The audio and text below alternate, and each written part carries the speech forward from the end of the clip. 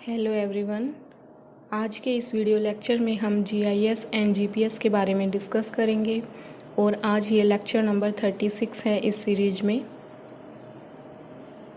ये हमारा सिलेबस है फॉरेस्ट्री ऑप्शनल का और इसमें येलो कलर से हाईलाइटेड पार्ट को हम डिस्कस कर चुके हैं और आज यहाँ पे हम डिस्कस करेंगे यूनिट सेकंड का last topic GIS and GPS process application and use in forestry को। हमारा टॉपिक है यहाँ पे GIS and GPS process application and use in forestry. सबसे पहले हम देखेंगे जीआईएस से यहाँ हमारा क्या मीन है। जीआईएस की फुल फॉर्म होती है ज्योग्राफिक इंफॉर्मेशन सिस्टम। इसके नाम से ही यहाँ पे स्पष्ट है कि इंफॉर्मेशन प्रोवाइड करवाई जाती है और ये इंफॉर्मेशन ज्योग्राफिक इंफॉर्मेशन होती है। जीआईएस सिस्टम एक कंप्यूटर बेस्ड इंफॉर्मेशन सिस्टम होता है और इसकी हेल्प से जो ज्योग्राफिक डेटा है उसको प्रेजेंट किया जाता है, एनालाइज किया जाता है। ज्योग्राफिक फीचर्स जो कि अर्थ पे प्रेजेंट हैं एंड द इवेंट्स यानी जो स्पाइटल इवेंट्स हैं जो कि सरफेस पे होते हैं अर्थ की वो, और जो नॉन स्पाइटल हैं उनको भी। इसकी मदद से यहाँ पे ज्योग्राफिक फीचर्स के बारे में इंफॉर्मेशन हमें प्रोवाइड की जाती है। हम कह सकते हैं कि जो जीआईएस है वो एक कंप्यूटर असिस्टेड इंफॉर्मेशन सिस्टम है for the acquisition, storage, analysis and इसके साथ ही डिस्प्ले किया जाता है ज्योग्राफिक डेटा का डिज़ायर्ड मैनर में, यानी जिससे हमें आवश्यकता होती है उसी तरीके से हम इसको यूज कर सकते हैं। इस तरीके से हमने यहाँ पे डेफिनेशन को डिस्कस किया जीआईएस की। अब हम देखेंगे कंपोनेंट्स क्या हैं जीआईएस के। जीआईएस के यूजुअली 5 की एलिमेंट्स होते हैं। यहाँ पे फर्स्ट कंपोनेंट है हार्डवेयर। हार्डवेयर से हमारा मेन है जो कंपोनेंट जिन्हें हम टच कर सकते हैं, यानी ये फिजिकल कंपोनेंट होने चाहिए। ये फिजिकल कंपोनेंट होते हैं जिन पे कि जीआईएस सॉफ्टवेयर हैं वो रन करते हैं। एग्जांपल दिए गए हैं CPU, monitor, printer, scanner etcetera. और यहाँ पे डिजिटाइज़र बोर्ड, जीपीएस, स्कैनर वगैरह इनपुट डिवाइस होती हैं और जो प्रिंटर एंड प्लॉटर्स होते हैं वो आउटपुट डिवाइस होती हैं। नेक्स्ट है सॉफ्टवेयर। सॉफ्टवेयर हैं वो प्रोवाइड कराते हैं फंक्शन एंड टूल्स जो कि यहाँ पे डेटा को स्टोर करने, उसको एनालाइज करने और डिस्प्ले करने के काम आते हैं। एंड जीआईएस सॉफ्टवेयर के एग्जांपल हैं यहाँ पे map info, arc GIS and ERDAS, इसके साथ ही कार्टेलिनिक्स एंड IDRI, SSI एट्सेट्रा। ये जो सॉफ्टवेयर होते हैं ये एप्लीकेशन स्पेसिफिक हो सकते हैं, यानी कोई एक यहाँ पे सॉफ्टवेयर है वो पर्टिकुलर किसी स्पेसिफिक एप्लीकेशन को यहाँ पे शो करे। नेक्स्ट है डेटा। डेटा को परचेज़ किया जा सकता है स्पेसिफिक एजेंसी से और जो जीआईएस है वो कई तरह की डेटा को इंटीग्रेट कर देता है और उसके बाद हमें इंफॉर्मेशन प्रोवाइड कराई जाती है। जो जीआईएस स्टोर करता है 2 तरह का डेटा। फर्स्ट है वेक्टर डेटा। यहाँ पे जो पॉइंट्स हैं वो XY कोऑर्डिनेट्स की तरह यहाँ पे एक्सिस पे इनकोड किए जाते हैं एंड यहाँ पे लैटिट्यूड और लॉन्गिट्यूड के रूप में यहाँ पे शो किया जाता है।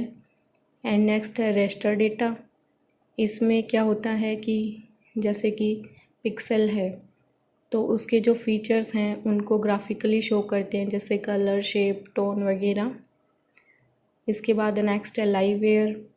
जो जीआईएस एक्सपर्ट्स होते हैं, टेक्निकल स्पेशलिस्ट, जो कि यहाँ पे डिज़ाइन और मेंटेन करने का काम करते हैं, वो कहलाते हैं लाइववेयर। इसके बाद है मेथडोलॉजी। जो टेक्निक्स यूज की जाती हैं उनसे यहाँ मेन है।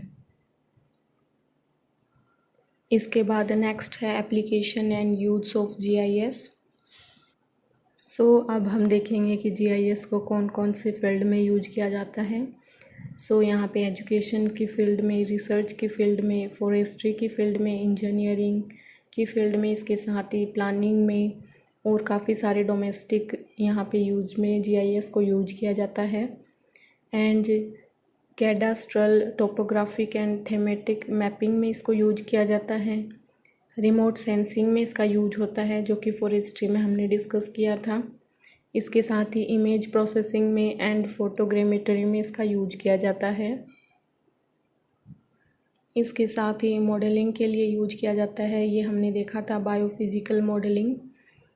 सो मॉडलिंग में यूज किया जाता है। इसके साथ ही environmental pollution and natural hazard management में भी इसका यूज़ किया जाता है।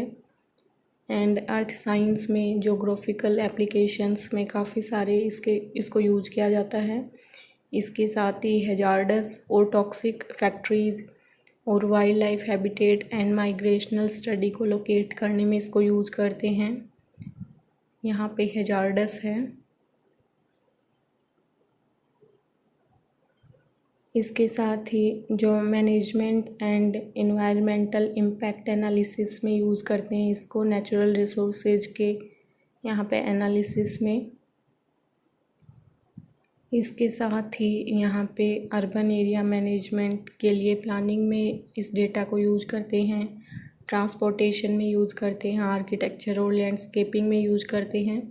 इसके साथ ही सर्वे करने में एंड जो कार्टोग्राफी है, मैपिंग यहाँ पे उसमें यूज करते हैं। इसके अलावा डिसीजन मेकर्स हैं, उनको भी ये काफ़ी हेल्पफुल है। टू सेलेक्ट अल्टरनेटिव रिसोर्सेज में असिस्ट करता है ये डेटा। इसके बाद है इसके एडवांटेज क्या हैं। इससे प्लानिंग कर सकते हैं, सो ये फैसिलिटेट करता है प्लानिंग ऑफ प्रोजेक्ट को। सो ये काफ़ी रिलायबल डेटा होता है, इस वजह से बेटर डिसीजन मेकिंग में ये हेल्प करता है। इससे विजुअल एनालिसिस है वो इजीली तरीके से किया जा सकता है और ये ऑर्गेनाइजेशनल इंटीग्रेशन को इम्प्रूव करता है। इसके साथ ही यहाँ पे ये हेल्प करता है इनपुट सिलेक्शन की जो चॉइसेस हैं उनमें। सो इस तरीके से हमने जीआईएस को डिस्कस किया है और अब हम डिस्कस करेंगे जीपीएस को। सो अब हम देखेंगे जीपीएस। सो जीपीएस से आप सब वाकिफ़ ही होंगे, हम फ़ोन में यूज़ करते हैं जीपीएस का। सो जो जीपीएस है वो एक सैटेलाइट बेस्ड नेविगेशन सिस्टम है जो कि प्रोवाइड कराता है continuous real time 3D positioning, navigation and timing world wide. यहाँ पे ये फैसिलिटी जो प्रोवाइड कराई जाती है वो यूएसए के द्वारा प्रोवाइड कराई जाती है। यहाँ पे आप देखेंगे सेगमेंट्स जीपीएस के। सो एक होता है स्पेस सेगमेंट, इसमें यहाँ पे सैटेलाइट वगैरह आते हैं। जीपीएस कॉन्स्टेलेशन कहते हैं इसको। 24 सैटेलाइट यहाँ पे ऑर्बिट करती रहती हैं और 3600 किलोमीटर की हाइट पे यहाँ पे एटॉमिक क्लॉक होती है इसमें 4, और जिससे टाइमिंग वगैरह के अनुसार यहाँ पे पोजीशन बताई जाती है। और 6 ऑर्बिटल प्लेन्स होते हैं यहाँ पे, each have 4 satellite. So 24 satellites यहाँ पे हैं।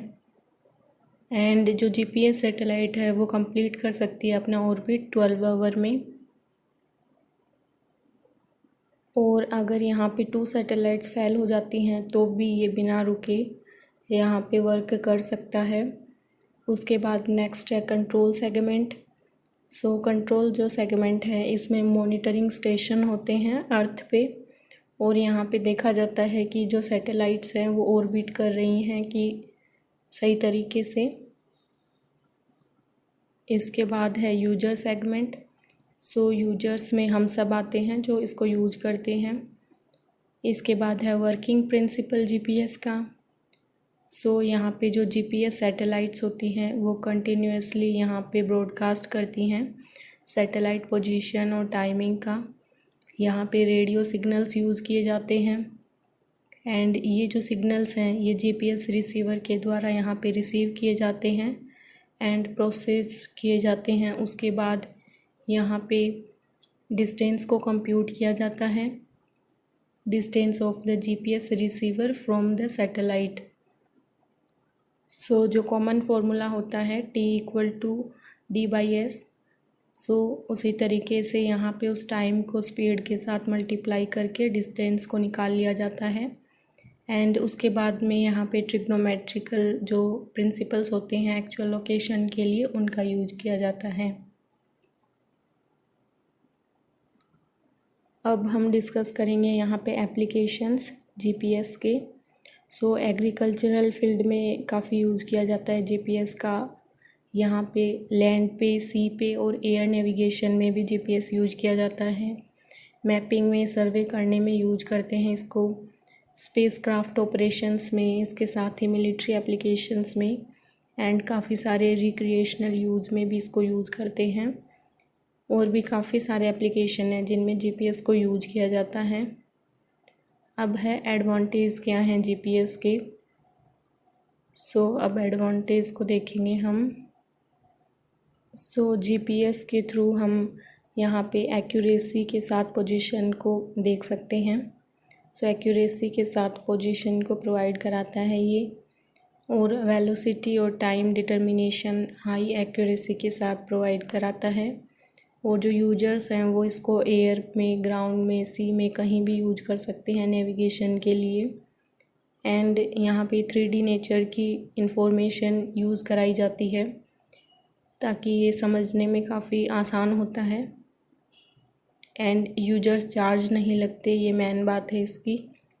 And provide information in all weather condition. यहाँ पे 24 आवर ये इंफॉर्मेशन अवेलेबल कराता है, वेदर कंडीशन का इस पे फ़र्क नहीं पड़ता।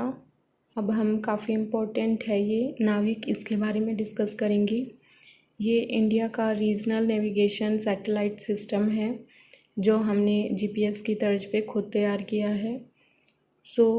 इसका पूरा नाम है Indian regional navigation satellite system.